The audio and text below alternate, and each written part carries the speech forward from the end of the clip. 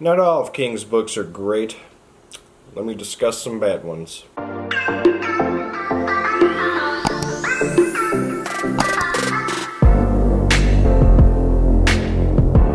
Alright guys, welcome back to my channel. I am Zach with Zacks Books, and welcome back to another episode of something involving Stephen King. So, in this one I wanted to... so lately I've been kind of like re-going through some videos and redoing some lists or redoing, you know, top videos, stuff like that. And so in this one what I was looking at was my least favorite or like my most hated Stephen King books. After reevaluating, I've got my least favorite 5 Stephen King books that I've read so far. I was able to remove one from the old list and I've got a new one in it, so I'm very excited for that. Another thing I wanted to do in this video is, since we did just recently hit 2,000 subscribers, thank you, I wanted to do a little giveaway. So stay tuned till the end of this video for the giveaway. I will explain the criteria needed to be involved in it, and then obviously the prize. So stay tuned to the end of the video, and don't forget to like, comment, subscribe, and let's get to this list. Alright, so I don't have these in any particular order in terms of like the worst book I've read. These are just my bottom 5 books that I just have not enjoyed at all through Stephen King reading yet. So obviously there's more I need to read. So if you see one that is missing that you think is like a bottom dog, I might not have gotten to it yet. And yes, I am aware that Dreamcatcher and Buick 8 are actually one of my middle of the road books I actually did enjoy, and a lot of people hate those too. So those are not going to be on this list. But one that is on the list that I heavily criticize is Wizarding Glass, The Dark Tower, Book 4. So this book is, well, the 4th book in the Dark Tower series. The reason why this always ends up on like my bottom for Stephen King is mainly because book 1, you meet the gunslinger, you meet Roland. Book 2, you meet his quartet, you meet his group of people that are going to help him get through his journey to the tower. Group 3 happens, and it's, you know, you're starting the journey, Blaine the Train happens, and all this stuff is going on. And then Book 4, all of a sudden it's like, let me tell you about my backstory. And then he writes this almost 700-page backstory on Roland the Gunslinger when literally you were just about to start the journey of the Dark Tower. I didn't like that. It threw me off very much so. Again, I'm going to probably say it repetitively. At some point I want to reread some of these books. Maybe a couple of these might end up being off the list, who knows. But I know I've at least got 2 on here that are for sure probably never going to change. So, but yeah, first one I want to talk about was Wizarding Glass, Dark Tower Book 4. The next book is one that I know is probably never going to get off this list, unfortunately, and that is The Colorado Kid. I did a ranking or like a review of all 3 of them so far, which that'll be up here if you're intrigued to watch that, where I talked about this, Joyland, and Later, and this sucked. I did not like this book. I know some people were like, yeah, it's a true crime book. It's about, you know, this. It's got nothing to do with the supernatural. I get that, but to me, it's kind of a pointless story. All honesty, I don't even like care to remember anything about this book. I will say that on this day that I read this, I finished The Stand, and I also read Carrie in the same day. And so I was mentally drained, so maybe I missed a couple things that made sense to people, but all in all, I did not like the story. I thought it was pointless. But Joyland was a step up, and then Later was a 5-star book. So he improved vastly in the hard case crime, to me at least. So there you have The Colorado Kid in my bottom 5. Alright, the next one is another one that I have a hard time thinking is going to leave my bottom 5, and that is Elevation. So, this book itself, I mean, the story is not the worst, however, I think the whole plot line is kind of dumb. So it's about this guy who basically like just starts getting lighter for no particular reason whatsoever. It never gets explained how, it never gets explained why. I'm someone who kind of wants some explanation in the book to where it's like a definitive answer. There are some where you have to do some thinking, and those are a little bit more simple. This, I mean, I guess it's got supernatural aspect in it, but why is he getting lighter? Why, why? Like, it's annoying. That's the only part that really frustrates me with this book is there's just no, like, explaining as to why the guy's, like, losing weight without physically looking like he's losing weight. And it just bothered me a lot, and that's why this is so bottom on the list. If it worked for you, great, but it just didn't click for me. So there you have Elevation. Alright, the next one is another one that stayed on the list. I'm going to save the new one for last. The other one that's on this list is The Wind Through the Keyhole, which is Dark Tower book 8/4.5.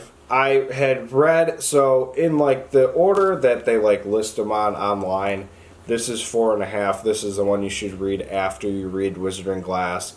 But then I did something, I think in my last video where I talked about this, somebody had told me that I shouldn't have read it right after Wizard and Glass. I was supposed to read it at the very end, like the last book that I should read. The book itself just kind of throws me for a loop. Like, you read the original 7, and then there's this random 8th one. I felt like this story was not the most necessary thing to tell, because he already kind of told his backstory in Wizard and Glass.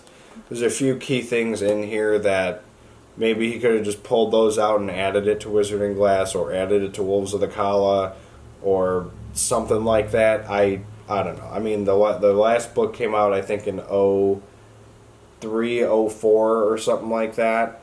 That was the Dark Tower book 7. And then 9 years later, he writes this. I don't know. That's like if he were to write an actual true book 8 now, it wouldn't make that much sense.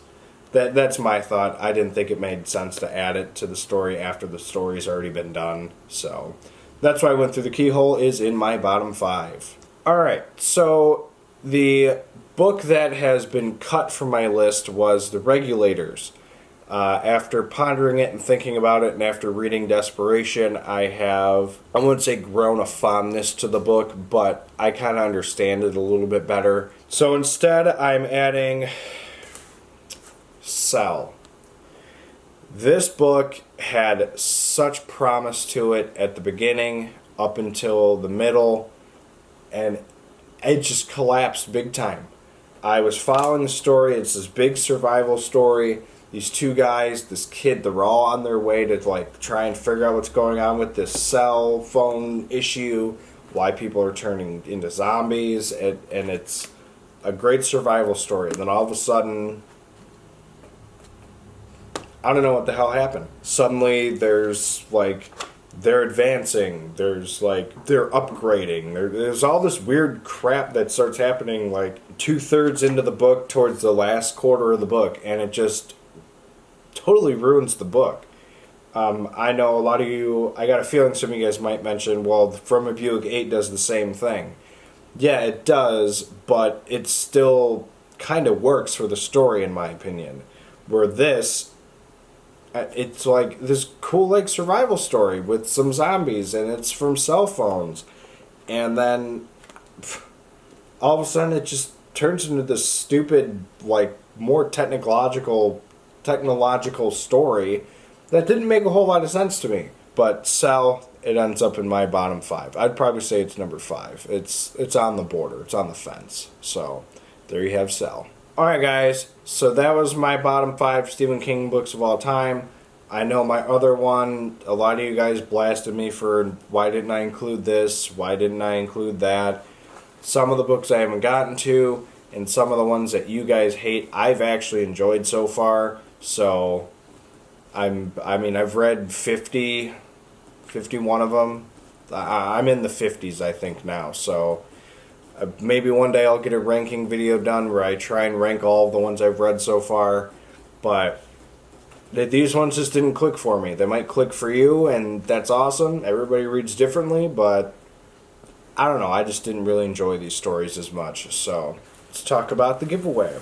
Alright, so for the giveaway, pretty much I wanted to thank you guys for 2,000 subscribers. It's been a fun journey, and I'm excited that you guys were able to help give us that push from 1,000 to 2,000 in honestly a pretty quick manner. The journey to 1,000 was kind of felt like it dragged, and then all of a sudden 2,000 happened pretty quick. So as a thank you, what I wanted to do was a giveaway. So the rules are simple, but the prize is a $30 e-gift card to whatever bookstore you want, as long as they accept e-gift cards, obviously. So like Barnes & Noble, Book Depository, Half Price Books I think does it.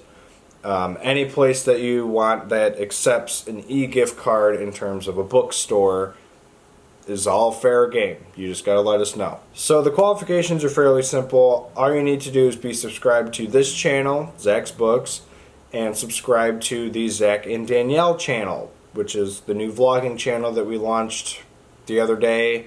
We want you guys to subscribe to that. And then the other thing you need to do is you have to comment on this video your favorite book of all time. You can give an explanation why. All we need is just your favorite book. We will have the qualifications listed down below if you want to take a look just to double check, make sure that you are reading it correctly. Subscribe to this channel, subscribe to the Zach and Danielle vlogging channel, and you need to comment your favorite book of all time. It can be King, it can be a thriller, it could be a sci-fi, it doesn't make any difference. Whatever your favorite book of all time is, let us know in the comments down below. Pretty much all the qualifications you need to be submitted for this $30 e-gift card. So just wanted to do this a little thank you for you guys getting us to 2,000. Otherwise, don't forget to like, comment, subscribe like always, and we will see you guys in the next video. Later.